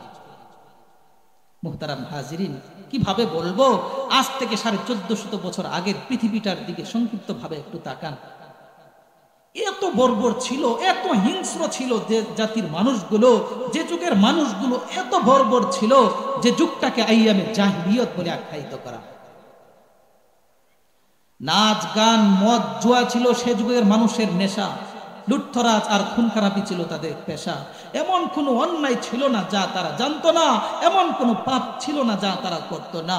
এমন কি বাবা নিজ হাতে তার ফুটফুটে কন্যা সন্তানকে জীবন্ত মাটিতে দাফন করে ফেলত। এমন একটি বর্বর যুগের মানুষগুলোই যখন রাসূল সাল্লাল্লাহু আলাইহি ওয়াসাল্লামের আলোকিত সান্নিধ্যে চলে এসেছেন, তখন শুধু তারা নিজেরাই পরিবর্তন হয় নাই, বরং গোটা বিশ্ব মানবতার জন্য আদর্শ আর ঈমান আনার মডেল হিসেবে উপস্থাপিত হয়েছে। যাদের ব্যাপারে রাসূল সাল্লাল্লাহু আলাইহি ওয়াসাল্লাম বলছেন লা তাত্তাখিদুহুম গারাদাম মিন বাদি, খবরদার আমার ইন্তিকালের পরে আমার একটা সাহাবীকে নিয়ে তোরা সমালোচনা করবি না, বরং আসহাবী খান নুজুম, আমার প্রত্যেকটা সাহাবী আকাশের নক্ষত্র তুল্য, ফাবি আইয়িহিম ইক্তাদাইতুম ইহতাদাইতুম, এদের মাঝে যে কাউকে তোরা অনুসরণ করবি হেদায়েত পেয়ে যাবে। আল্লাহ তাআলা তো পরিষ্কার বলছেন আমিনু কামা আমানান নাস, তোমরা ঈমান আনলে ওই বর্বর যুগের মানুষগুলো যখন পরিবর্তন হয়েছে ওই পরিবর্তিত মানুষগুলোর মতো ঈমান আনবে। আল্লাহু আকবার। কি ছিল তাদের? হযরত বেলাল রাদিয়াল্লাহু তাআলা আনহু, বেলাল খুব বেশি ধনী ব্যক্তি ছিলেন, খুব বেশি সম্ভ্রান্ত ব্যক্তি ছিলেন? কিচ্ছু ছিলেন না। আপনারা সবাই জানেন হযরত উমাইয়া বিন খলফের গোলাম ছিলেন। গোলাম ইসলাম গ্রহণের অপরাধে তাকে গলায় রশি পেঁচিয়ে উত্তপ্ত বালুকাময় মরুভূমিতে তাকে টানা হেঁচড়া করা হতো, ঈমান ছাড়েন নাই। তিনি খুব বেশি সুন্দর ছিলেন, কালো ছিলেন, কালো বিশ্রী ছিলেন, কিন্তু কালে হওয়া তো ক্যা হওয়া জব দিল ওয়ালে, কালো হয়েছে তো কি হয়েছে যখন দিলের মালিক হয়ে গেছেন। তার ব্যাপারে রাসূল কি বলছেন জানেন? রাসূল বলছেন সামিআতু খশখশাতান আলাই বেলালিন ফিল জান্নাহ, আমি জান্নাতে বেলালের স্যান্ডেলের আওয়াজ শুনে আসছি। সুবহানাল্লাহ। বাড়িতে গিয়ে বলবেন। জান্নাতে গিয়া বেলাল বিশ্রী একটা মানুষ, নিগ্র একটা মানুষ, পারিবারিক ভাবে বংশীয় ভাবে উল্লেখযোগ্য তেমন কোনো ব্যক্তি নয়। তার ব্যাপারে রাসূল বলছেন আমি তো জান্নাতের মাঝে গিয়া সামিআতু খশখশাতান আলাই বেলালিন ফিল জান্নাহ, বেলাল এর কিচ্ছু না থাকতে পারে, এর রূপ সৌন্দর্য না থাকতে পারে, অর্থ সম্পদ না থাকতে পারে, হে আমার সাহাবারা তাকে খাটো করে দেখবার কোনো সুযোগ নাই, আমি নবী জান্নাতে গিয়া তার স্যান্ডেলের আওয়াজ শুনে আসছি। সেই মানুষগুলো রাসূলের আলোকিত সান্নিধ্যে এসে পরিবর্তন হয়েছেন। এজন্য ঈমানের উপর অবিচল থাকার তৃতীয় পয়েন্ট হলো আল্লাহ ওয়ালাদের সান্নিধ্য গ্রহণ করা। তাই তো কবি বড় চমৎকার বলেছেন সোহবতে সালেহ তোরা সালেহ কুনাদ, সোহবতে তালেহ তোরা তালেহ কুনাদ। বাংলা এটার তর্জমা এটা হয় সৎ সঙ্গে স্বর্গবাস, অসৎ সঙ্গে বলেন না, অসৎ সঙ্গে। আপনারা রাগ করতেছেন, রাগ করলে ছেড়ে দিব। তো আল্লাহ ওয়ালাদের সান্নিধ্য গ্রহণ, ঈমানের উপর অবিচল থাকার চতুর্থ পয়েন্ট হলো তাজদীদুল ঈমান, ঈমানকে নবায়ন করা।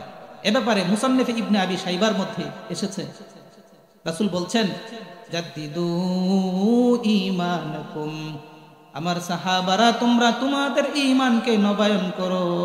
সাহাবায়ে কেরাম জিজ্ঞেস করলেন কাইফা নুজাদ্দিদু ঈমানানা ইয়া রাসূলুল্লাহ ইয়া হাবিবাল্লাহ, ইয়া রাসূলুল্লাহ ইয়া হাবিবাল্লাহ, আমরা ঈমানকে কিভাবে নবায়ন করব শিখিয়ে দিন। রাসূল বলছেন আকসিরু যিকরা লা ইলাহা ইল্লাল্লাহু মুহাম্মাদুর রাসূলুল্লাহ, তোমরা বেশি বেশি লা ইলাহা ইল্লাল্লাহ জিকির করো, ও তোমাদের ঈমান বাড়তে থাকবে, ঈমানে নূর বাড়তে থাকবে, ঈমান তাজা হতে থাকবে। তখন নামাজ পড়বা দেখবা ভালো লাগবে, তখন রোজা রাখবা দেখবা দিলের মধ্যে প্রশান্তি আসবে, যাকাত ফরজ হলে দিবা দেখবা মনের মধ্যে তৃপ্তি আসবে, হজ ফরজ হলে আদায় করবা দেখবা দিলের মধ্যে তৃপ্তি আসবে, সালাম দিবা কাউকে দেখবা মনের মধ্যে তৃপ্তি আসবে, মসজিদের দিকে তাকাইলেই দেখবা, আলেম ওলামাদের দিকে তাকাইলেই দেখবা, অসহায় হতদরিদ্রদের মাথায় হাত বুলাইয়া দিতে পারলেই দেখবা, শীতার্থ মানুষের পাশে দাঁড়াতে পারলেই দেখবা দিলের মধ্যে অন্যরকম একটা তৃপ্তি আসতেছে। মুহতারাম হাজিরিন, ঈমানের উপর অবিচল থাকার পঞ্চম আমল হলো আসসিওয়াক, মেসওয়াক করা। খুবই গুরুত্বপূর্ণ একটা আমল, খুবই গুরুত্বপূর্ণ একটা আমল। মুসনাদে আহমদে হাদিস এসেছে عن أبي أمامة رضي الله تعالى عنه وعنهم أجمعين أنه قال رسول الصحابي حضرت أبو أمامة رضي الله تعالى عنه থেকে বর্ণিত তিনি বলেন قال رسول الله صلى الله عليه وسلم রাসূল আরবি সাল্লাল্লাহু আলাইহি ওয়াসাল্লাম ইরশাদ করেন, মা জাআনি জিবরাইল আলাইহিস সালাতু ওয়াসসালাম কত্তু ইল্লা আমারনি বিসওয়াক। জিব্রাইল আমার কাছে যতবার এসেছে প্রত্যেকবার আমাকে মেসওয়াকের নির্দেশ দিয়েছে, মেসওয়াক করার নির্দেশ দিয়েছে। আর ওয়ালাকাদ খাশিতু আন উহফিয়া মুকাদ্দামাতিয়া, আর আমি সেই নির্দেশ পালন করতে গিয়া অত্যাধিক মেসওয়াক করার কারণে আমি এই অনুভব করতাম না জানি আমি আমার মাড়িকে উপড়াইয়া ফেলি। সুবহানাল্লাহ, কত গুরুত্বপূর্ণ তাৎপর্যপূর্ণ কথা। মুহতারাম হাজরিন, এখন আমরা দেখতে চেষ্টা করব জিব্রাইল রাসূল সাল্লাল্লাহু আলাইহি ওয়াসাল্লামের কাছে কতবার এসেছেন। যেহেতু যতবারই এসেছেন ততবারই মেসওয়াকের কথা বলেছেন, মেসওয়াক করতে বলেছেন, তাহলে এখন আমরা দেখতে চেষ্টা করব জিব্রাইল রাসূল সাল্লাল্লাহু আলাইহি ওয়াসাল্লামের কাছে কতবার এসেছেন। আল ইতকান ফি উলুমিল কুরআন বিশ্ববিখ্যাত এক গ্রন্থের নাম, সেখানে এসেছে জিব্রাইল আলাইহিস সালাতু ওয়াস সালাম নবীদের মাঝে সবচেয়ে বেশি এসেছেন হযরত মূসা আলাইহিস সালাতু ওয়াস সালামের কাছে। বলেন সুবহানাল্লাহ। কতবার এসেছেন? 400 বার এসেছেন। কতবার? 400 বার এসেছেন। কিন্তু আমি আপনার গোটা বিশ্ব মুসলিম জাহানের হৃদয়ের স্পন্দন বিশ্বনবী সরওয়ারে দু আলম রাহমাতুল লিল আলামিন আহমদ মুজতবা হযরত মুস্তাফা রাসূল আরবি সাল্লাল্লাহু আলাইহি ওয়াসাল্লামের কাছে কতবার এসেছেন? 400 বার? না না, 400 বার না। বলে 4000 বার? না না, 4000 বারও না। 10000 বার? বলে না না, 10000 বারও না। 20000 বার? না না, 20000 বারও না। 24000 বার এসেছেন। আর যখনই এসেছেন তখনই বলছেন, ইয়া রাসূলুল্লাহ মেসওয়াক করেন, ইয়া রাসূলুল্লাহ মেসওয়াক করেন, ইয়া রাসূলুল্লাহ মেসওয়াক করেন। তাৎপর্য না থাকলেই বলেছেন, গুরুত্ব না থাকলেই বলেছেন। কথা বলেন না কেন? গুরুত্ব না থাকলেই বলেছেন। আম্মাজান আয়েশা পরিষ্কার বলেছেন, তাফদুলুস সালাতুল্লাতী ইউস্তাকু লাহা আলাস সালাতিল্লাতী লা ইউস্তাকু লাহা 70 দিফা। মেসওয়াক বিহীন নামাজ পড়ার চেয়ে মেসওয়াক করে কেউ নামাজ আদায় করলে পড়ে রব্বুল আলামিন তার আমলনামায় 70 গুণ বেশি সওয়াব দান করে। আপনি আমি বাঁচবো কয় বছর বলেন? এই 60, 70, 80 বছর? একটা নামাজকে কি 70 বার করে করা, 70 বার করে আদায় করা কি আমাদের পক্ষে সম্ভব? সম্ভব। কিন্তু এই হাদিসে তো আমাদের জন্য গিফট আসছে। মেসওয়াক করাটা কি খুব কঠিন? একবার মেসওয়াক করে আমল করলে পরে 1 ওয়াক্ত নামাজ পড়বো আমরা, 70 ওয়াক্ত নামাজের সওয়াব রব্বুল আলামিন আমাদেরকে দিয়ে দিবেন। আল্লাহু আকবার। ভাবতেই তো অবাক লাগে, এই উম্মত তো আসলে চলেই বোনাস পয়েন্টের উপর ভিত্তি করে। মুহতারাম হাজিরিন, রাসূল সাল্লাল্লাহু আলাইহি ওয়াসাল্লাম বলছেন, লাউলা আন আশুক্কা আলা উম্মতি লা আমরতুহুম বিসওয়াক ইনদা কুল্লি সালাতিন। যদি আমার উম্মতের কষ্ট না হতো, যদি আমার উম্মতের কষ্ট না হতো, তাহলে আমি নবী প্রত্যেক নামাজের সময় মেসওয়াককে ফরজ করে দিতাম।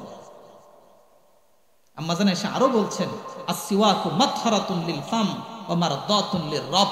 মেসওয়াক হলো মুখের পবিত্রতা এবং আল্লাহ তাআলার সন্তুষ্টির মাধ্যম। শুধু তাই নয়, আধুনিক ডিজিটাল সায়েন্স এটা প্রমাণ করে নিয়মিত মেসওয়াক করলে পরে অনেক রোগ ব্যাধি থেকে বাঁচা যায়। বিশেষ করে যারা হজমজনিত সমস্যায় ভুগছেন, যারা হজমজনিত সমস্যায় ভুগছেন, দাঁতের বিভিন্ন পীড়ায় যারা ভুগছেন, তারা যদি রাসূলের এই সুন্নাহটাকে সামনে রেখে ওই নিয়তে না, রোগ মুক্তির নিয়তে না, রাসূল সাল্লাল্লাহু আলাইহি ওয়াসাল্লামের ওই সুন্নাহটাকে জিন্দা করার উদ্দেশ্যে যদি নিয়মিত মেসওয়াক করতে থাকে, নিয়মিত মেসওয়াক করতে থাকে, আল্লাহ তাআলা তাকে এই রোগ থেকে সুস্থ আর মুক্তি দিতে পারেন। বলেন সুবহানাল্লাহ। হিন্দু ধর্মের অন্যতম একজন প্রবক্তা, মেহমান চলে আসছেন, শেষ করছি, গুরু নানক অন্যতম একজন প্রবক্তা, তিনি বলেছেন তার কাছে সবসময় একটা মেসওয়াক থাকতো, এক সময় একটা মেসওয়াক থাকতো। তিনি বলতেন, দেখো এই লাকড়িটাকে হয়তো তোমরা আঁকড়ে ধরো, না হলে রোগ ব্যাধিকে বরণ করো। তারা ঠিকই বুঝেছেন।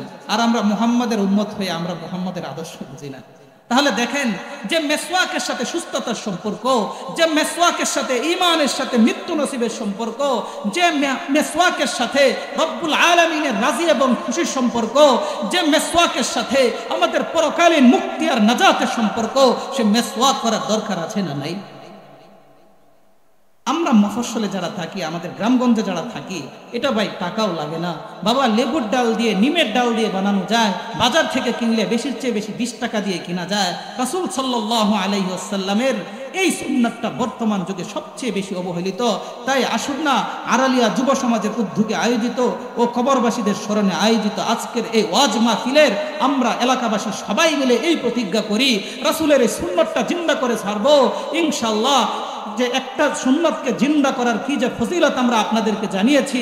বাবুল ইতিসামি বিল কিতাবি ওয়া সুন্নাহ, মিশকাত শরীফের এসেছিল, হাদিসটা বলেছিলাম যে মান তামাসসাকা বিসুন্নতি ইনদা ফাসাদি উম্মতি ফালাহু আজরু মিআতি শাহীদ, যে আমার উম্মতের ফিতনা ফাসাদের সময় আমার আপনা থেকে আপনা একটা সুন্নাতকে জিন্দা করবে, রব্বুল আলামিন তার আমলনামায় 100 গলা কাটা শহীদের সওয়াব দান করবে। বলেন সুবহানাল্লাহ।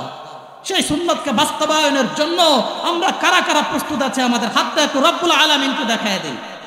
মাশাআল্লাহ, আল্লাহ এই হাতগুলোকে তুমি কবুল করো, হাসরের মাঠে এই মেসওয়াকটাকে তাদের নাজাত আর মুক্তির উসিলা বানায় দাও। সবাই বলেন আমিন।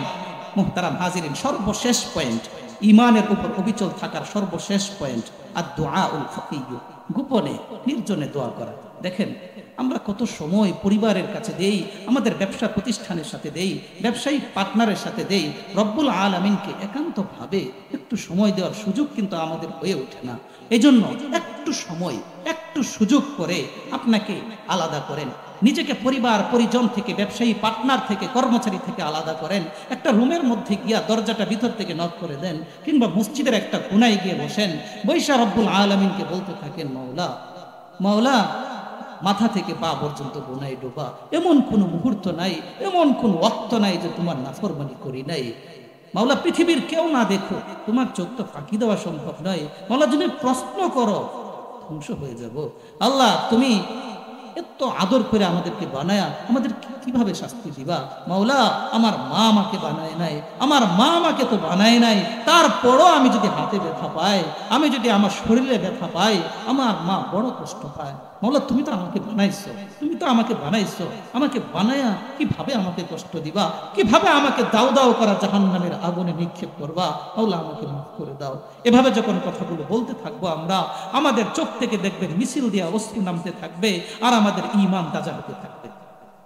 মুহতারাম হাজিরিন, এজন্যই কবিরা শেষ সাথে উঠে উঠে কাঁদতেন, আয় ইলাহি গরক দরিয়ায়ে গুনাহম, আয় ইলাহি গরক দরিয়ায়ে গুনাহম, তুমি দানি ওয়া খুদ হস্তি গওয়াহম, গুনাহে বে আদদরা বারি বস্তম, গুনাহে বে আদদরা বারি বস্তম, হাজারু বার তওবাহ শিকস্তম, ইলাহি আবদুকাল আসিয়াতাকা, ইলাহি আবদুকাল আসিয়াতাকা, মুকিররান বিযুনুবি ওয়া ক্বাদ দাআকা।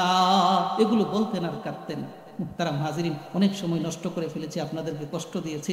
সংক্ষিপ্তভাবে 1 মিনিটে আজকের পুরো আলোচনার খোলাসা আপনাদের সামনে উপস্থাপন করতে চাই। আজকে যে বিষয়টি আমি নিয়েছিলাম, সে বিষয়ের শিরোনাম ছিল ঈমান মুমিনের প্রধান হাতিয়ার। বিষয়টি সহজে অনুধাবনের জন্য 6টি ভাগে ভাগ করেছিলাম। 1 নম্বর ছিল ঈমানের পরিচয়, 2 নম্বরে ছিল ঈমানের গুরুত্ব এবং তাৎপর্য, 3 নম্বরে ছিল ঈমান, নিজের ঈমান যাচাইয়ের পদ্ধতি, 4 নম্বরে ছিল ঈমানের মডেল, 5 নম্বরে ছিল ঈমানের উপর অবিচল থাকার বিশেষ 6টি আমল। বিশেষ 6টি আমলের 1 নম্বর ছিল আল ইতিসামু বিল কিতাবি ওয়াস সুন্নাহ, কোরআন সুন্নাহর উপর, কোরআন সুন্নাহকে আঁকড়ে ধরা। 2 নম্বর ছিল আল মুদাওয়ামাতু আলাল আমালি সালিহা ওয়া ইন কাল্লা, নেক আমল ধারাবাহিকভাবে করা যদিও তা পরিমাণে কম হয়। 3 নম্বর ছিল সাহবাতুস সালিহিন, আল্লাহ ওয়ালাদের সান্নিধ্য গ্রহণ করা। 4র্থ ছিল, 4 নম্বরে ছিল তাজদীদুল ঈমান, ঈমানকে নবায়ন করা। 5 নম্বরে ছিল আসওয়াকু, মেসওয়াক করা। 6 নম্বরে ছিল আদ-দুআউল খাফিয়্যু, নির্জনে গোপনে মাওলা পাকের কাছে দোয়া করা, মাওলাকে ডাকা।